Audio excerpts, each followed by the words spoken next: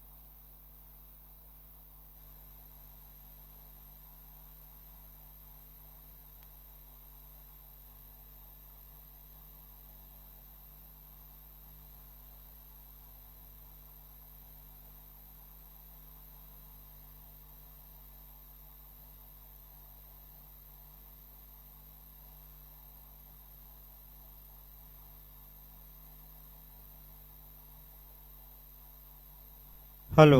Hello.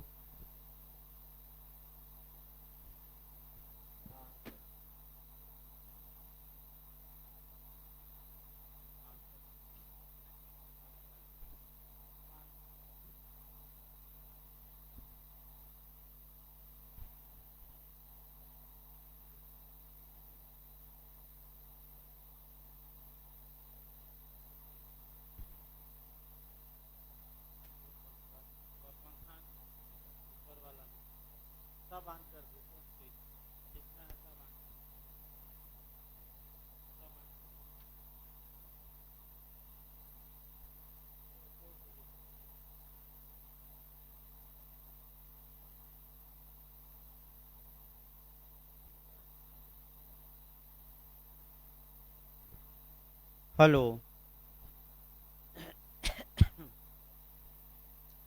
देखिए, भारतीय साक्ष्य अधिनियम में यानी कि द इंडियन एविडेंस एक्ट में आपका पिछले लेक्चरों में सेक्शन 6 तक पढ़ाया गया था। सेक्शन 6 से निश्चित एक क्वेश्चन बनता है, या तो समस्या बन जाती है या आपका बेयर एक्ट ही तोड़कर अलग अलग दे देता है। जैसे बिहार में दिया, आपका बिहार में बेयर एक्ट ही तोड़कर अलग अलग दे दिया था। इसके बाद आपका क्वेश्चन ये बन जाता है कि रेस जेस्टे का सिद्धांत मुख्य रूप से किस सेक्शन में समाहित हैं एविडेंस के, तो सेक्शन 6 मारेंगे। एक बार ये क्वेश्चन बना है सेक्शन 6 से प्री में कि सेक्शन 6 डायरेक्ट एविडेंस हैं कि इनडायरेक्ट, यानी कि प्रत्यक्ष साक्ष्य हैं कि अनुश्रुत साक्ष्य। तो चूंकि सेक्शन 6 सेक्शन 60 का एक्सेप्शन या अपवाद है, अतः यह प्रत्यक्ष साक्ष्य न होकर हियर से एविडेंस या अनुश्रुत साक्ष्य है। इसके बाद केस जरूर याद रखिएगा। प्रथम केस बनता है थॉमसन बनाम ट्रिवेनियन। इसके बाद आपका जो महत्वपूर्ण केस है वह मलकानी का केस है, और ये केस वर्तमान में 2-3 राज्यों में पूछा भी गया था। फिर आपका यूपी एपीओ में एक समस्या बनी थी, और वह समस्या आर वर्सेज वेडिंग फील्ड के केस पर आधारित थी। तो अगर भारत में हम देखें तो भारत में उसी समय और उसी स्थान पर या तो कथन किए गए हों, या विभिन्न समयों पर या विभिन्न स्थानों पर, बस एक ही आपका पहलू है कि वह फैक्ट इन इशू या विवादक तथ्य से कनेक्ट हो, संसक्त हो, जुड़ा हुआ हो, और जुड़ाव सामान्य न हो। जुड़ाव कैसा हो कि वह एक ही संव्यवहार का यानी कि सेम ट्रांजैक्शन का क्या बनाता हो, भाग। तो अगर आर बनाम वेडिंग फील्ड का केस भारत में पूछे तो सेक्शन ये यूपीएपीओ में आ चुका है, तो सेक्शन 6 में रेस जेस्टी के रूप में आप रेलेवेंट मारेंगे।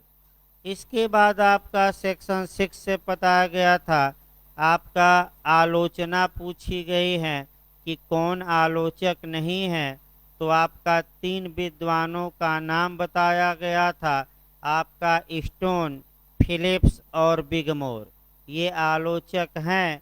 इसमें जो मॉडल दिया था प्री में कि कौन रेजेस्टे की आलोचना नहीं करता, और आया था 4 विद्वानों का नाम, एक दिया था जर्मी बेंथम, तो जर्मी बेंथम इसके आलोचक नहीं है। आइए, जो रेस्जेस्टे का सिद्धांत मुख्य रूप से सेक्शन 6 में समाहित हैं, लेकिन इसके कुछ अंश माने कुछ पार्ट कहिए या थोड़ा बहुत भाग सेक्शन 7 में, सेक्शन 8 में, सेक्शन 9 में और सेक्शन 14 में भी पाया जाता है, कुछ कुछ अंश। अर्थात धारा 6 में दिए गए सिद्धांत के प्रवर्धन हेतु, प्रवर्धन यानी कि इम्प्रूवमेंट हेतु, आगे बढ़ाने हेतु सेक्शन 7 का आपका उल्लेख किया गया है, सेक्शन 7 बनाई गई है। तो सेक्शन 7 में दिया क्या गया है, पहले इसकी एरिया देखिए। अब सेक्शन 7 से मुख्य रूप से मेंस में भी क्वेश्चन आजकल बन रहा है और प्री में भी। मुख्य रूप से मेंस में जो क्वेश्चन बनता है वह ये बनता है कि प्रसंग, हेतु या परिणाम की सुसंगति का वर्णन करिए, यानी कि ओकेजन, आपका रीजन या आप माने आपका ओकेजन, रीजन या आपका इफेक्ट का वर्णन करिए। क्या ये तीनों तथ्य या तीनों बातें साक्ष्य में प्रस्तुत की जा सकती हैं कि नहीं की जा सकती हैं। दूसरा आपका प्री के लिए भी काफ़ी महत्वपूर्ण है ये सेक्शन। प्री में आपका ये बनता है क्वेश्चन कि जो लेग या पैरों के निशान हैं वह किस सेक्शन में रेलेवेंट होंगे और किस रूप में होंगे, सतर्क रहना है। तो आप पैरों के निशान पूछे तो आप सेक्शन 7 मार्क कर आएंगे। इसी पर हम और डिटेल में बताएंगे। जो फिंगरप्रिंट्स होता है, जैसे ही पैर समझिए, अब हाथ के निशानों को भी तुरंत पॉइंट पकड़ना है कि जो हाथ के निशान हैं वह किस सेक्शन में सुसंगत होंगे। इसको हम डिटेल में कोरिलेट करके बताएंगे। आइए आपका सेक्शन 7 में दूसरा एंगल जो आपको पढ़ना है वो भी बता दिया जाए। अब जो भी बातें आप बेयर एक्ट से पढ़ेंगे, एक और सावधानी आगे बरतनी है। अगर उन बातों का उल्लेख किसी इलस्ट्रेशन में या किसी दृष्टांत में किया गया है, तो कौन दृष्टांत, आजकल ये भी इंटरव्यू में पूछ रहा है, मेंस में तो आ ही रहा है, कौन दृष्टांत किस चीज से बेयर एक्ट में दिए गए किस शब्द से रिलेटेड हैं, ये भी दिमाग में अब धीरे धीरे रखना है। जो नया मॉडल बन रहा है, आपका कौन सा इलस्ट्रेशन किस शब्द से रिलेटेड हैं, इसको भी हम बताएंगे।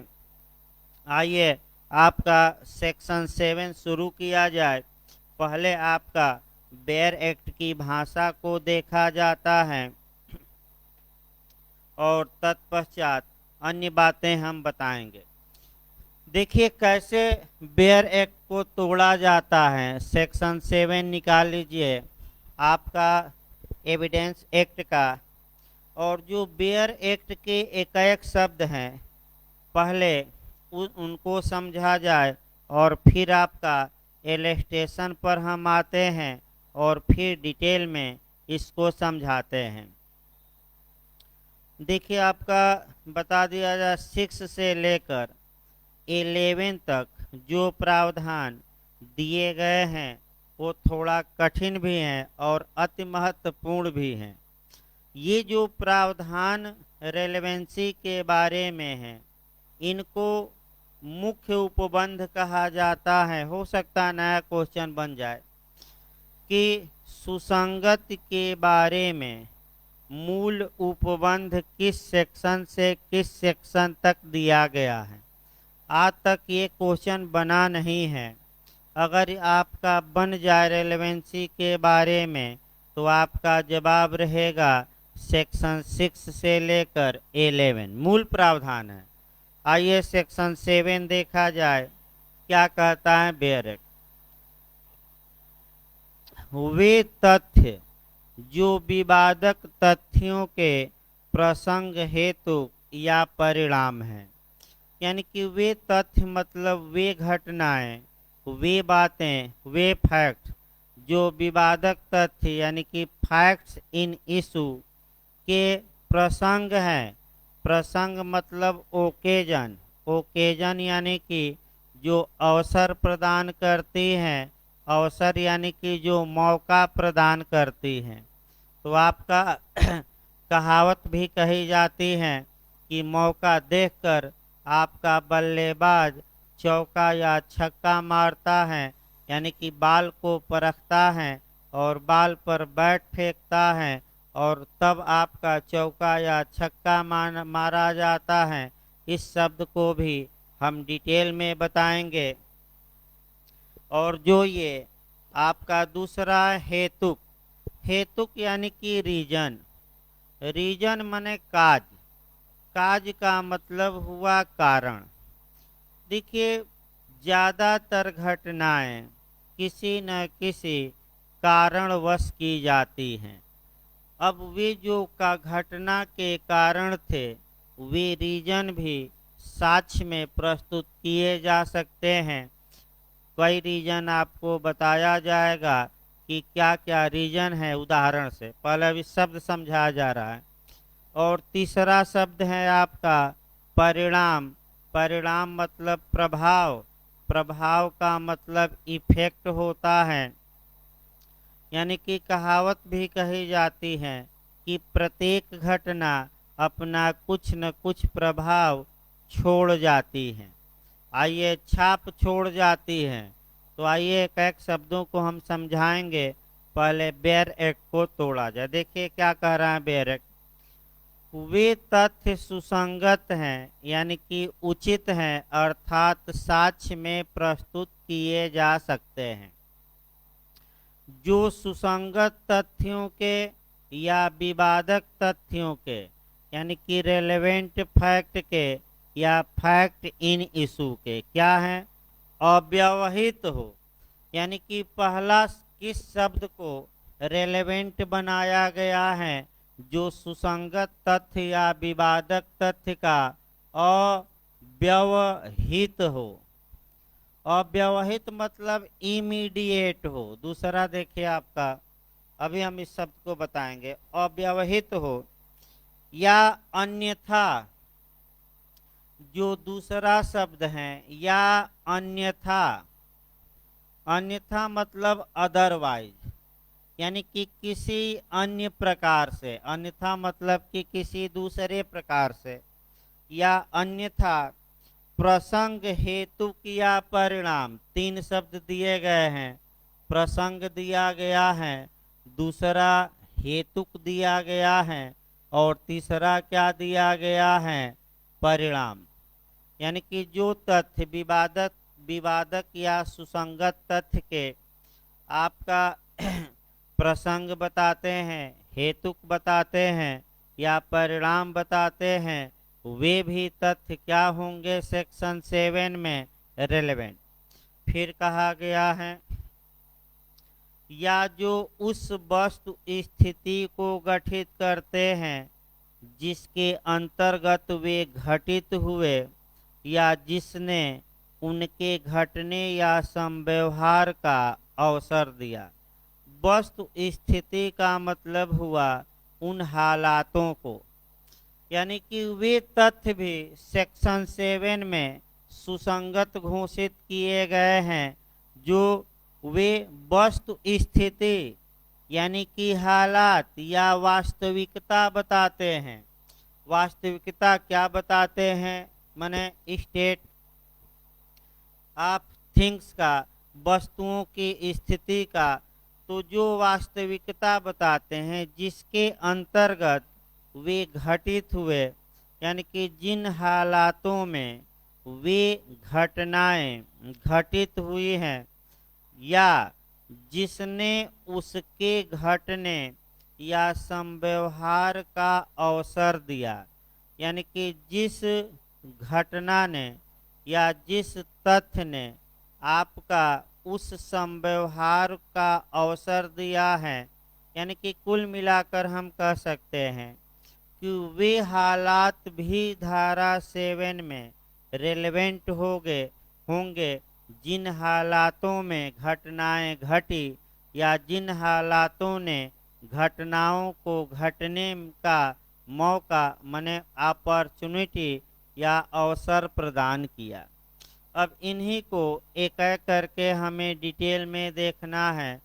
चूंकि सेक्शन 7 में 3 एलस्टेशन दिए गए हैं, तो तीनों एलस्टेशन को अब पहले अलग किया जाता है। देखिए कैसे तोड़ा जाता है। जो एलस्टेशन नंबर ए होगा वह प्रसंग पर आधारित है। ये तोड़ लीजिए। एलस्टेशन प्रसंग और हेतु, यानी कि आपका प्रसंग और हेतु पर कौन एलस्टेशन नंबर आधारित है? ए। जो एलस्टेशन नंबर 2 होगा यानी कि बी होगा, वह इफेक्ट को बताएगा, यानी कि किसको बताएगा? परिणाम को। और जो एलस्टेशन नंबर सी है, यह आपका किसको बताएगा? तो यह स्टेट ऑफ थिंग्स को बताएगा, यानी कि उन वस्तुओं की स्थिति या हालात को बताएगा जिस हालात में घटना घटी या जिस हालात ने उस ट्रांजैक्शन या संव्यवहार को घटने का क्या प्रदान किया? अवसर। अब एक एक शब्दों को देखिए।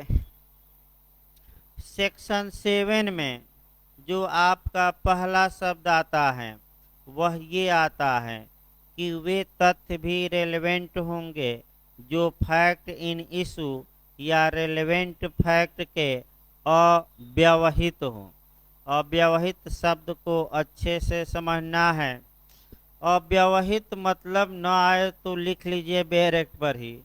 अव्यवहित माने इमीडिएट। इमीडिएट मतलब तात्कालिक, हिंदी में कहते हैं तात्कालिक या नज़दीक या पास, इसको पास भी कहते हैं, या निकटवर्ती। यानी कि जो तथ्य विवादक तथ्य और सुसंगत तथ्य के समीप हैं, सेक्शन 7 उन्हें रेलेवेंट घोषित करता है। याद रखिएगा, अव्यवहित मतलब क्या? समीपवर्ती। फिर दूसरा बताया जा रहा है अन्यथा।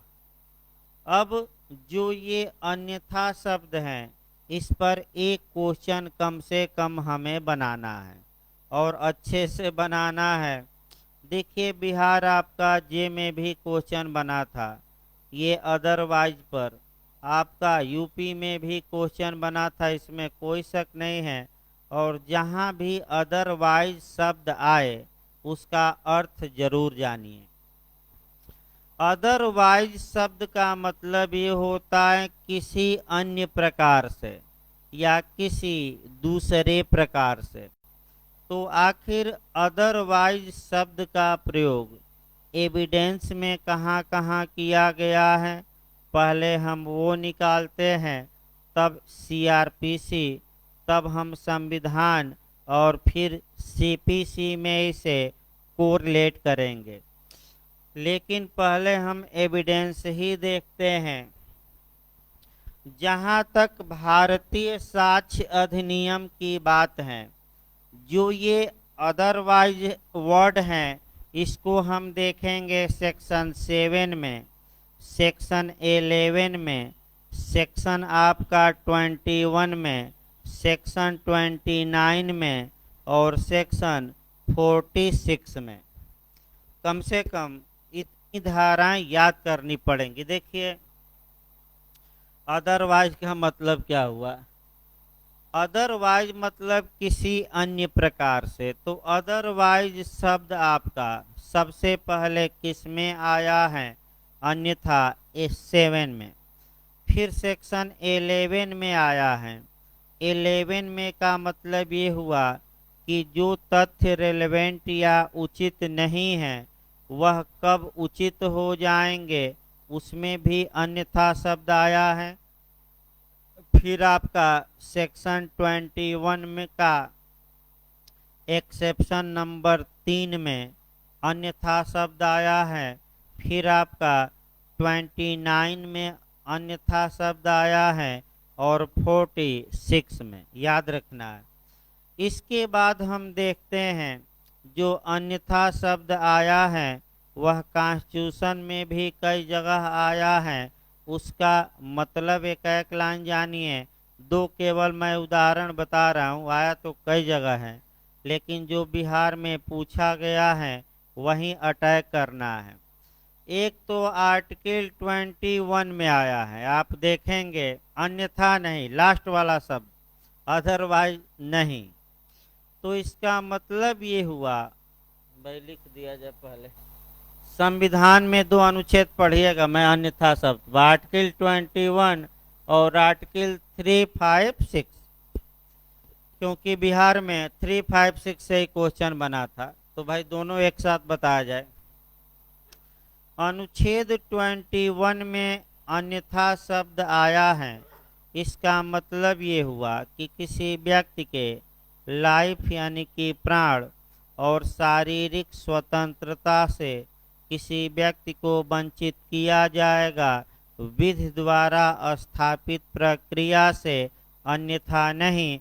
यानी कि किसी अन्य प्रकार से मनमाने तरीके से किसी व्यक्ति के प्राण और जीवन को या शारीरिक स्वतंत्रता को छीना नहीं जा सकता।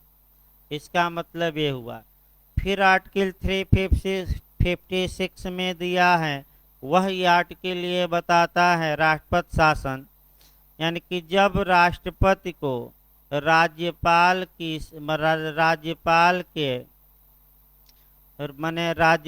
की सिफारिश या परामर्श पर या रिपोर्ट पर या अन्यथा, ये बहुत महत्वपूर्ण शब्द है। यहाँ बिहार में ये पूछा गया था कि किसी राज्य में राष्ट्रपति शासन किसके सिफारिश पर लगाया जाता है, किसकी रिपोर्ट पर लगाया जाता है, तो राज्यपाल की रिपोर्ट पर, कि सुप्रीम कोर्ट की रिपोर्ट पर, कि राष्ट्रपति स्वयं लगाता है, तो किसकी रिपोर्ट लिखा गया है? राज्यपाल। लेकिन एक शब्द गौर करना है, या तो राष्ट्रपति को विश्वास हो जाए या तो राज्यपाल की रिपोर्ट पर या अन्यथा। आखिर अदरवाइज शब्द कॉन्स्टिट्यूशन में क्यों लिखा गया? इसलिए लिखा गया कि हो सकता है गवर्नर और जो आपका सीएम है राज्य का, ये आपस में साठ गांठ कर ले, गवर्नर सीएम मनमाना काम करे, यानी कि कार्यपालिका मनमाना करे, और राज्यपाल मौनी बाबा जैसे बैठे रहें और राष्ट्रपति को रिपोर्ट ही न दें।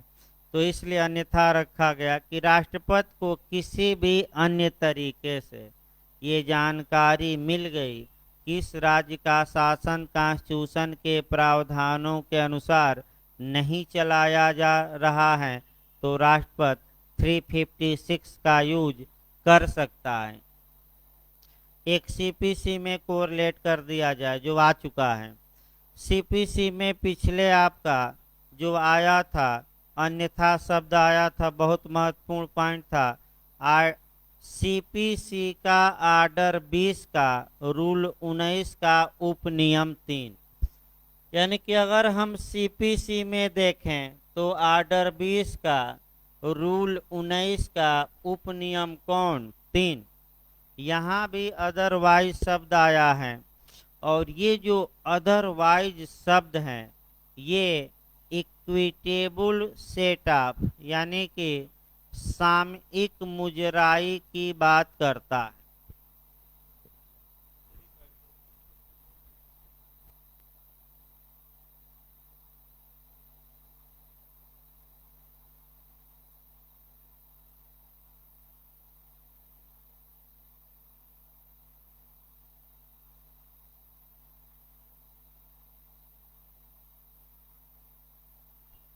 हेलो।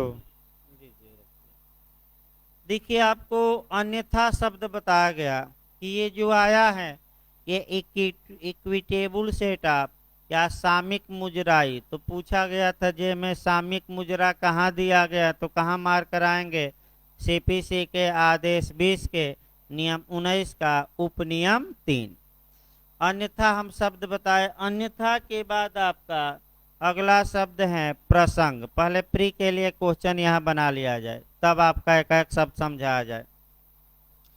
देखिए, प्री में कैसा क्वेश्चन एमपी और इत्यादि राज्यों ने बनाया है। सेक्शन 7 में क्या रेलेवेंट है, दे देगा प्रसंग, हेतुक, परिणाम, और चौथा ऑप्शन देगा उपर्युक्त सभी। तो क्या मार कर आएंगे? उपर्युक्त सभी तीनों है। अब भरमाने वाला देखिए क्वेश्चन क्या बनता है, जो कई राज्य बना चुके हैं कि सेक्शन 7 में कौन रेलेवेंट नहीं है। दे देगा हेतु, हेतु, प्रसंग, परिणाम। तो यहाँ सतर्क रहना है, जो मोटिव या हेतु है वह सेक्शन 7 में रेलेवेंट न होकर 8 में रेलेवेंट हैं, तो ऑप्शन आप क्या मारेंगे? हेतु। हेतु यहाँ नहीं है, किस सेक्शन में है? 8 में। अब एक एक शब्दों को आइए। प्रसंग क्या है? देखिए, जब भी कोई घटना घटित होती है या कोई अपराध कारित किया जाता है, तो ऐसी दशा में मौका देखकर या अवसर देखकर ही आपका वह घटना घटित की जाती है। यानी कि अभियुक्त जब भी अपराध करता है, मौके की ताड़ में रहता है, मौका मिलते ही वह उस घटना को अंजाम दे देता है। तो जब घटना घटित हो गई तो इस बात का साक्ष्य दिया जा सकता है कि हजूर ये अवसर मिला और इस अवसर का ये लाभ उठाया, भले गलत तरीके से उठाया हो, और इस अवसर का लाभ उठाते हुए ये घटना क्या की? कार्य। अब देखिए अवसर का लाभ। मान लीजिए कि एक लड़की है और सोने की बाली पहनी है। अभियुक्त ने भीड़ भाड़ मार्केट में उसे देखा, पीछा करने लगा और अवसर की तलाश में आ गया, और जैसे ही भीड़ भाड़ से लड़की क्या निकली बाहर, कान की बाली छीन कर फरार हो गया। तो ये दिखाया जा सकता है कि हजूर देखिए ये मौका मिला इसको, और जब से ही मौका मिला, अकेली लड़की थी और ये क्या किया? कान की बाली लेकर भाग गया। तो मौका था। मौका का मतलब आपका, आप लोगों को भी इस बार मौका मिलने वाला है। आपका यूपी जेएपीयू आ जाएगी, आपका राजस्थान आई ही हुई है, उत्तराखंड भी फार्म आया है, एमपी एडीपीओ आया है फार्म। तो आपके भी पास मौका है, और इस मौके का क्या उठाइए? लाभ। जहाँ तक मौके या अवसर की बात है, आपका दृष्टांत नंबर 1 या दृष्टांत नंबर ए इसका उत्तम उदाहरण प्रस्तुत करता है। अब दृष्टांत नंबर ए देखा जाए। प्रश्न यह है कि क्या क ने ख को लूटा, यानी कि विवाद ये है कि क्या ए ने बी को लूटा, यानी कि क्या ए ने बी को लूटा। ये तथ्य सुसंगत है कि लूट के थोड़ी देर पहले ख अपने कब्जे में धन लेकर किसी मेले में गया और उसने दूसरे व्यक्तियों को उसे दिखाया। या उसने इस तथ्य का कि उसके पास धन है उल्लेख किया। अब सतर्क रहना है इस पर भाई। आखिर एक के साथ क्यों लूट हुई? पहला, क्या कारण था? कारण ये था कि वह धन लिया था और अन्य व्यक्तियों को क्या किया, दिखाया। दूसरा, अवसर, यानी कि लोगों को क्या अवसर मिला, यानी कि इसका मतलब, अवसर का मतलब कि घर में रखता तो हो सकता है, ठीक है, लेकिन मेले में लेकर गया तो बताने की क्या आवश्यकता थी? दो चार लोग सुने होंगे और उसके क्या लग गए होंगे पीछे, और जैसे भीड़ भाड़ से थोड़ा बचा होगा वैसे ही लूट टूट कर क्या होंगे, भाग गए होंगे। यानी कि लोगों को क्या मिला? लूटने का अवसर। तो यहाँ दोनों सेट हो रहा है, कारण और दूसरा क्या सेट हो रहा है? अवसर या मौका। दूसरा देखिए शब्द, दूसरा हेतुक शब्द है। हेतुक का मतलब होता है आपका, कह सकते हैं कि कारण या रीजन, या आपका कारण कह सकते हैं, रीजन कह सकते हैं, काज कह सकते हैं। ज्यादातर घटनाएं किसी न किसी कारणवश ही होती हैं। वे जो घटना घटित होने के रीजन या कारण होते हैं, इस सेक्शन के तहत आपका रेलेवेंट बनाए गए हैं।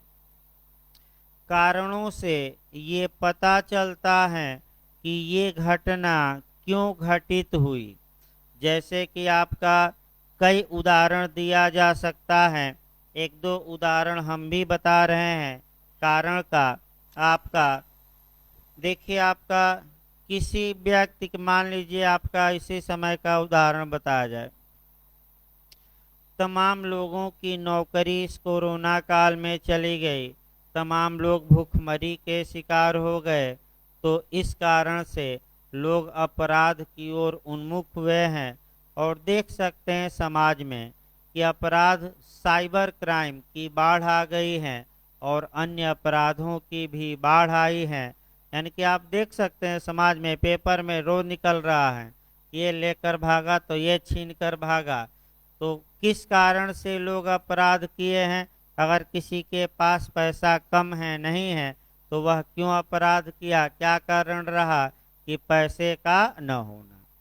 अब दूसरा ये है कि जो बड़े घर के लड़के रहते हैं, अगर उनके माता पिता पैसा नहीं देते तो वह जो उनका शौक है शबाब कबाब और सिगरेट शराब का, उसको पूरा करने के लिए, माने पूरा करने के कारण से वह अपराध करते हैं। कारण के बारे में आपका कह सकते हैं कि आपका चुनाव का भी देख सकते हैं। प्रधानी का चुनाव हुआ, एक प्रधान हार गए, एक दूसरा आदमी जीता, तो हारने वाले ने जीतने वाले की हत्या कर दी।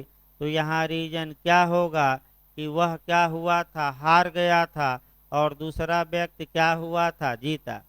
या कोई दुर्घटना हुई तो जांच कमेटी बनाई जाती है कि ये दुर्घटना किस कारण से हुई, चाहे रेलवे की दुर्घटना हो, विमान की दुर्घटना हो, इत्यादि तमाम उदाहरण हैं।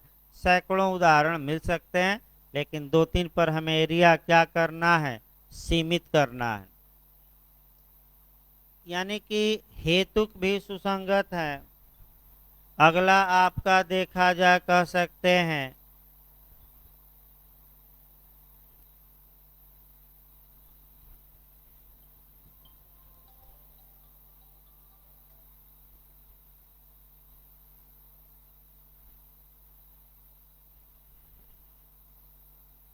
अगला देखिए, इसमें आपका तीसरा शब्द जो आया है वह परिणाम या इफेक्ट पर आया है।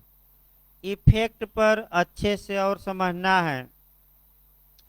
प्रत्येक कार्य कुछ न कुछ प्रभाव छोड़ जाता है। जो प्रभाव उस कार्य का होना ही नहीं दर्शाता, बल्कि उसकी प्रकृति पर भी प्रभाव डालता है। यानी कि इफेक्ट या परिणाम, जैसे कि आप कह सकते हैं कि किसी व्यक्ति ने आत्महत्या या सुसाइड किया है कि उसकी हत्या की गई है, वह उसके परिणामों पर या इफेक्ट या शरीर पर पड़ने वाले प्रभावों से ही डिसाइड होता है। यानी कि कोई व्यक्ति, मान लीजिए एक उदाहरण, किसी व्यक्ति की लाश नदी में मिलती है, ठीक। अब उस व्यक्ति ने सुसाइड किया, यानी कि वह डूब कर मर गया, कि पहले किसी ने मारा और उसे नदी में फेंक दिया। ये बहुत महत्वपूर्ण है। और ये जो आपका पहले से मारा गया था कि नदी में डूबकर मरा, यानी कि हत्या हुई कि आत्महत्या, उसके जो इफेक्ट हैं, परिणाम हैं, उसी से ये गवर्न किया जाएगा। देखिए इसमें अंतर है। अगर वह डूबकर मरा होगा तो उसके शरीर में पानी गया होगा और पानी निकलेगा, फूला होगा शरीर। अगर पहले मारकर उसे नदी में फेंक दिया गया होगा तो शरीर में उसके पानी नहीं मिलेगा। तो शरीर में पानी न मिलना इस बात का प्रभाव है कि पहले ही मारकर कहाँ फेंका गया है, नदी में, और शरीर में पानी मिलना मतलब कि उसे माने पहले नहीं मारा गया, वह नदी में डूबकर ही क्या हुआ, मर गया। अब आइए जहर में देखा जाए। अब मान लीजिए एक व्यक्ति के मुख से गाज फेंक रहा है, एक व्यक्ति फेन फेंक रहा है, तो यानी कि फेन फेंकना किसका प्रभाव है, इसी का प्रभाव है कि यह जहर से ही मरा होगा। क्यों? क्योंकि जब व्यक्ति जहर खाता है, पॉइजन खाता है, तो मुख से क्या फेंकने लगता है, झाग। तो जो मुख से झाग आ रहा है वह इफेक्ट है, किसका इफेक्ट है, जहर का। याद रखिए, प्रभाव है। अब इसी प्रभाव या परिणाम या इफेक्ट को आप पैरों के चिन्ह से देखेंगे। आइए देखा जाए और दृष्टांत नंबर बी को कवर करते हैं। देखिए दृष्टांत नंबर बी भाई, प्रश्न यह है कि क्या कौन ने ख की हत्या की? उस स्थान पर जहां हत्या की गई थी या उसके समीप भूमि पर गुत्थम गुत्था से बने हुए चिन्ह सुसंगत तथ्य हैं। यानी कि इसका मतलब ये हुआ कि क्या ए ने बी का मर्डर किया, ये क्वेश्चन है न्यायालय में। जहां मर्डर किया गया वहां भूमि पर पैरों के चिन्ह बने हुए हैं, पैरों के चिन्ह अस्त व्यस्त हैं। अस्त व्यस्त का मतलब ये हुआ कि मरने वाला मरने से पहले अपनी जान बचाने के लिए पूरा प्रयास किया होगा, ऐसे ही नहीं मर गया होगा, पूरा वह क्या किया होगा, प्रयास। तभी तो पैरों के चिन्ह बिखरे हुए, यानी कि पूरा गुत्थम गुत्थी हुआ होगा। यानी कि इसका मतलब कि जो ये पैरों के चिन्ह हैं, ये प्रभाव बताते हैं, इफेक्ट बताते हैं, और किस सेक्शन में रेलेवेंट होंगे, 7 में। इसी प्रकार तुरंत को रिलेट करके भी पढ़ना है।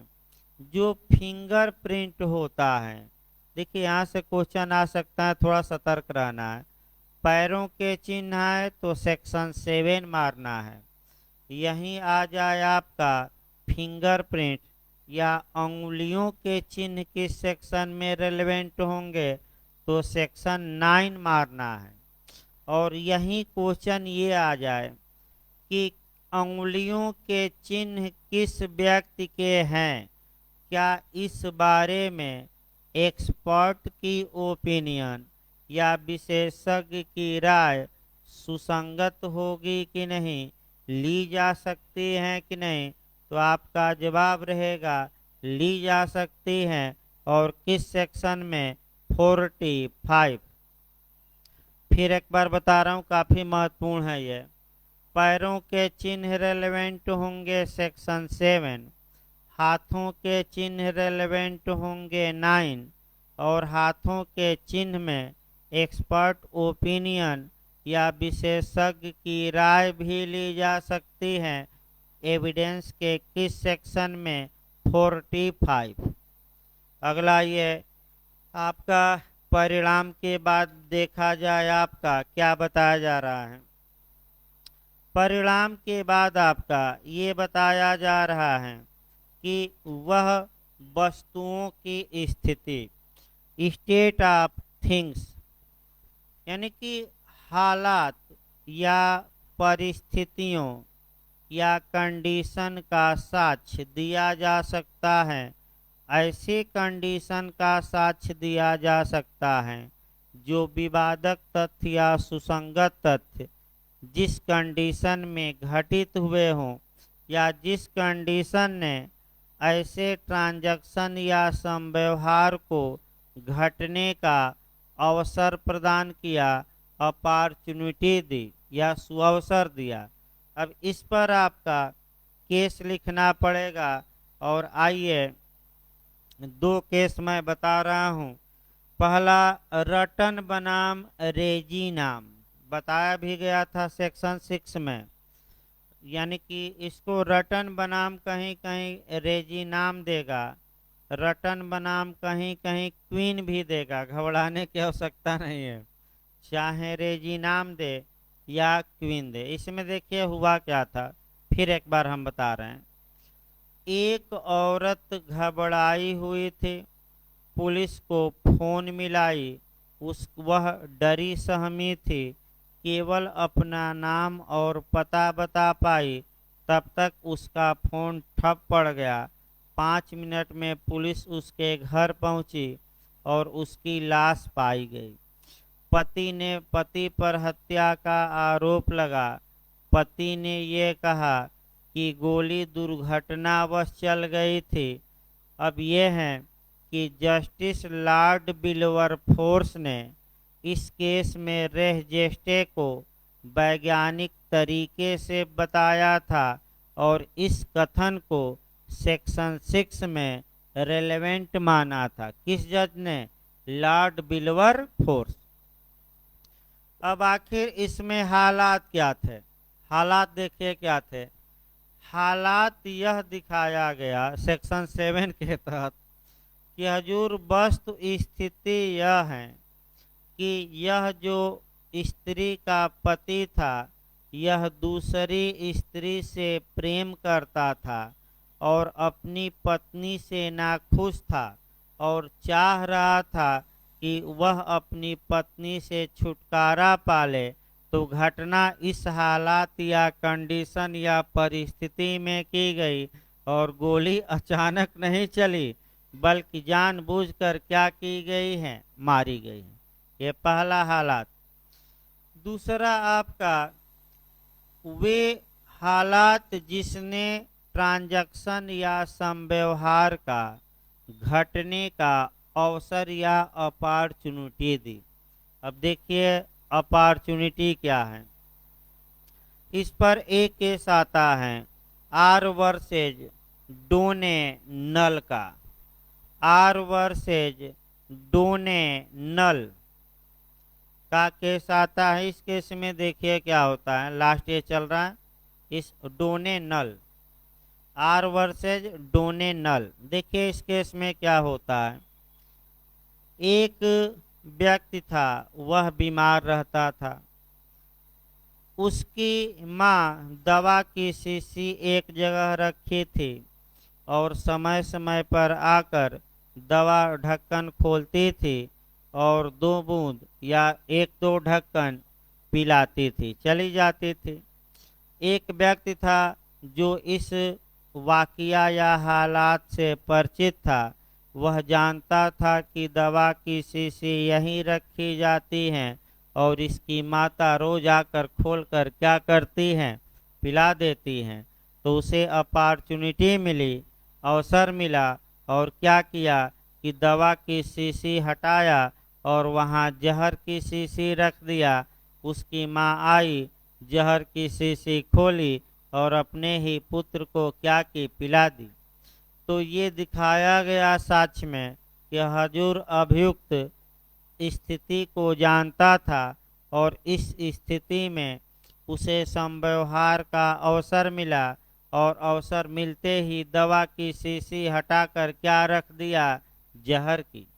अगला देखिए, इसमें ये जो हालात हैं इस पर जो दृष्टांत है, ये दृष्टांत नंबर आपका सी काम करेगा। देखिए प्रश्न यह है कि क्या क ने ख को विष दिया।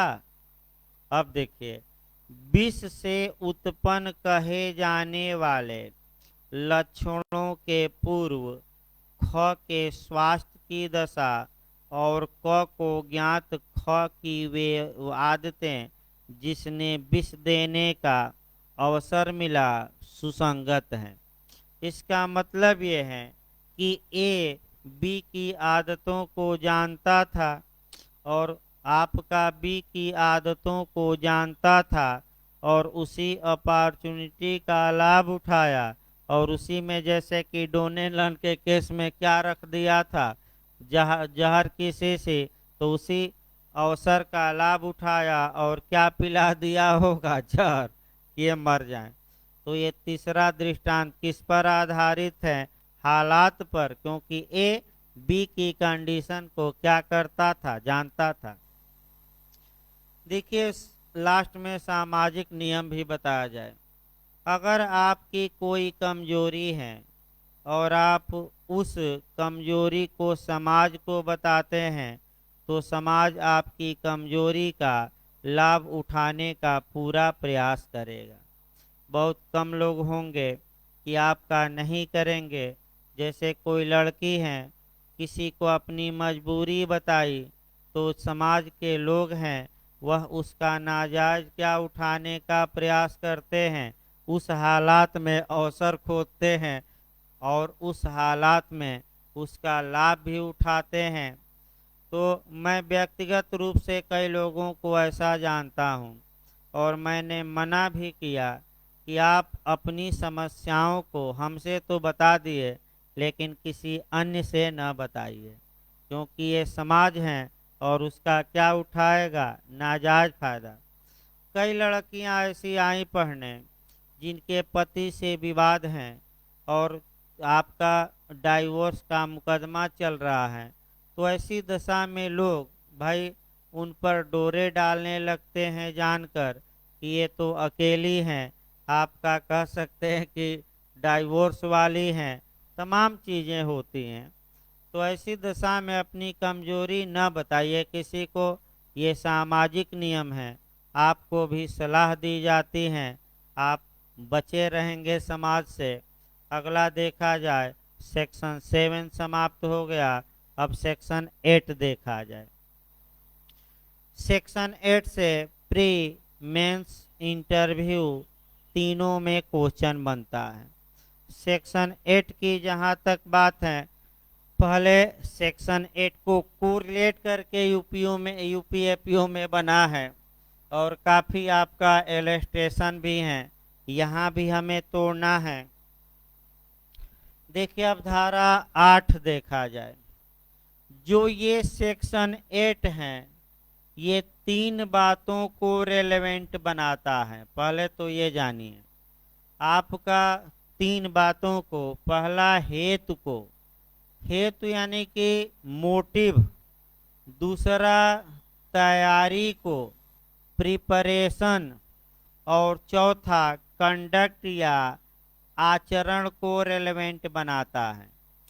घटना के पूर्व का भी आचरण सुसंगत होगा और पश्चात का, यानी कि आपका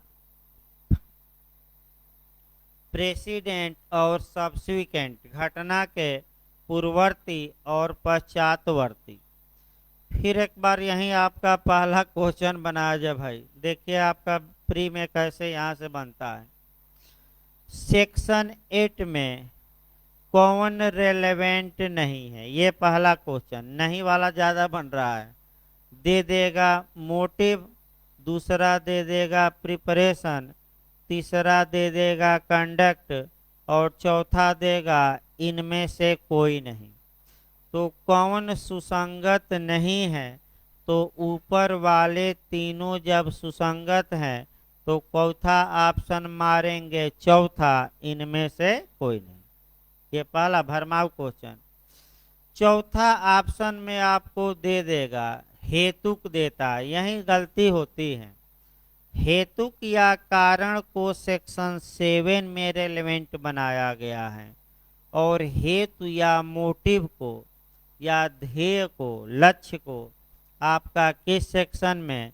8 में। गलत ना हो तो सेक्शन 8 में क्या रेलेवेंट नहीं है? तो अगर हेतु आ जाए, तैयारी आ जाए, आचरण आ जाए, हेतु आ जाए, तो क्या सुसंगत सेक्शन 8 में नहीं है? हेतु, रीजन, रीजन आपका सुसंगत नहीं है, काज कहा जाता है। फिर क्वेश्चन एक बार ये बना, अभी पिछली बार एमपीजे में बना था आपका, कि सेक्शन 8 में रेलेवेंट है पूर्ववर्ती आचरण, पश्चातवर्ती आचरण, दोनों इनमें से कोई नहीं। तो क्या मार्क कराएंगे? हमने क्या लिख रखा है? घटना के पहले का आचरण की बाद में की दोनों, दोनों, ये सतर्क रहना है। और उसके बाद लास्ट क्वेश्चन ये बनता है कि सेक्शन 8 में क्या रेलेवेंट है? हेतु, तैयारी, आचरण, उपयुक्त सभी। तब तो तीनों पकड़ लेंगे, क्या मार्क कराएंगे? उपयुक्त सभी। अब एक क्वेश्चन आपका अच्छा मैं बता रहा हूं तब आगे बढ़ा जाए। आपका ये पूछा जाता है सेक्शन 14 से कोरिलेट करके कि सेक्शन 14 में 14 में मन की दशा के रूप में क्या सुसंगत नहीं है? दे देगा उपेक्षा, सद्भावना, आशय, हेतु। तो बताइए सेक्शन 14 में क्या रेलेवेंट नहीं है? हेतु या मोटिव। क्यों? क्योंकि हेतु तो की धारा में रेलेवेंट है? 8 में। हेतु क्या हेतु दे तो घबराना नहीं है। ये क्वेश्चन बहुत अच्छा बना है और काफी लोग गलत करके आए हैं। फिर एक बार देखिए, हेतु या मोटिव सेक्शन 14 में स्टेट ऑफ माइंड या मन की दशा के रूप में रेलेवेंट नहीं है। इसे कहाँ रेलेवेंट बनाया गया है? आपका सेक्शन 8 में। बताएंगे हम डिटेल में हेतु क्या है, तीनों शब्द समय लगता है इसको। 8, 8, 9, 10, 11 यही तो मुख्य धाराएं हैं।